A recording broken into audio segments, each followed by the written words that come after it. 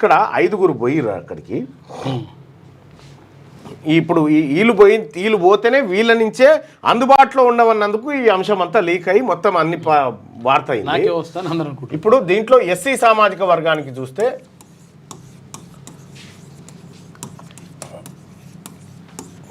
దీంట్లో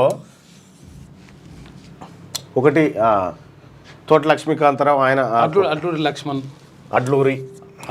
కవ్వంపల్లి సత్యనారాయణ, కవ్వంపల్లి మందుల సామీల్ని కౌంట్ కూడా చేస్తలేరు వాళ్ళు. ఏమైందో మందుల సామీల్ది చెప్తా. కాళయాదయ, ఆ తర్వాత వేముల వీరేశం వీళ్ళు ఉన్నారు. అడ్లూరి లక్ష్మణ్ కాంగ్రెస్ పార్టీ నుంచి ఒక 4-5 సార్లు పోటీ చేసి ఓడిపోయి చివరికి మొట్టమొదటిసారిగా ఎమ్మెల్యేగా గెలిచిండు. తర్వాత ఇప్పుడు విప్పుగా ఉన్నాడు. కవ్వంపల్లి సత్యనారాయణ కూడా 2 సార్లు ఓడిపోయిండు. మొదటిసారి ఎమ్మెల్యే, ఫస్ట్ ఎమ్మెల్యే. మందుల సామేలు ఫస్ట్ ఎమ్మెల్యే.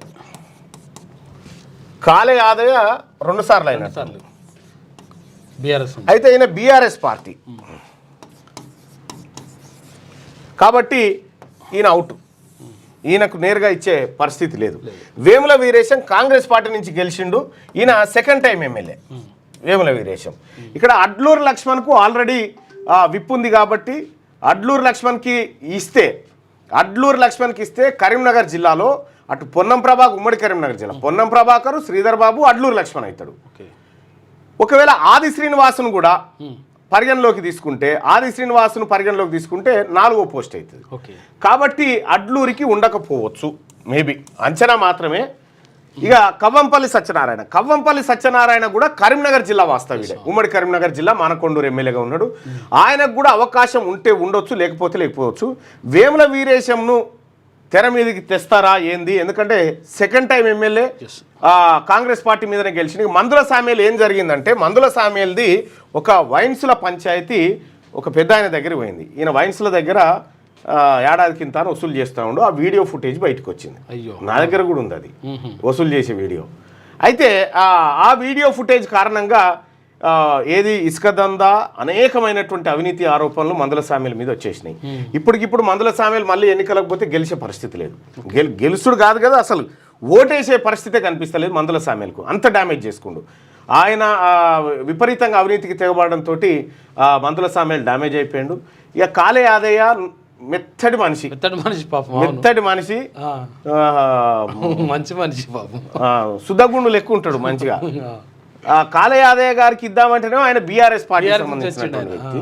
ఇక ఏమున్నా ఈ కవ్వంపల్లి సత్యనారాయణ, వేముల వీరేశం ఒకవేళ నిజంగా కరీంనగర్ నుంచే భర్తీ చేయాలనుకుంటే అడ్లూరి లక్ష్మణ్ లేదా కవ్వంపల్లి సత్యనారాయణ ఉంటుంది. ఇక్కడ నల్గొండ నుంచి అదనంగా ఇప్పుడు ఏమి ఇస్తలేరు, నల్గొండలో 2 ఉన్నాయి కాబట్టి వేముల వీరేశం పేరు పరిశీలనకు వచ్చే అవకాశం ఉంది. ఈ 5 సంబంధించినటువంటి వాళ్ళని మీరైతే అందుబాటులో ఉన్నామన్నారు. ఇక్కడ మనం డిలీట్ చేయాల్సిన ఈ 2 అయితే పక్కా డిలీట్ చేయాల్సిందే. కాళయాదయ, మందుల సామేల్ది ఈ పక్కా డిలీట్ చేయాల్సినటువంటి వాళ్ళే. ఇక మిగిలింది ఎవరి మధ్య పోటీ అంటే అడ్లూరి లక్ష్మణ్, కవ్వంపల్లి సత్యనారాయణ, వేముల వీరేశం మధ్యలో. ఇప్పుడు అడ్లూరి లక్ష్మీనారాయణకు ఆల్రెడీ విప్ ఉంది కాబట్టి సో కవ్వంపల్లి సత్యనారాయణ లేకపోతే వేముల వీరేశం మధ్యలో ఉండొచ్చు. అయితే ఈ అడ్లూరి లక్ష్మణ్కి సంబంధించినటువంటి విప్పును వాపస్ తీసుకొని ఆయనను మంత్రిని కూడా చేసే అవకాశం ఉంది. అయితే ఆయనను మంత్రిని చేస్తే అక్కడ ఎట్లా ఉంటుందంటే జగిత్యాల జిల్లాలోకి వస్తుంది అది. ఇప్పుడు మళ్ళీ అక్కడ ఏది ఈయన జీవన్ రెడ్డి గారు ఉన్నారు.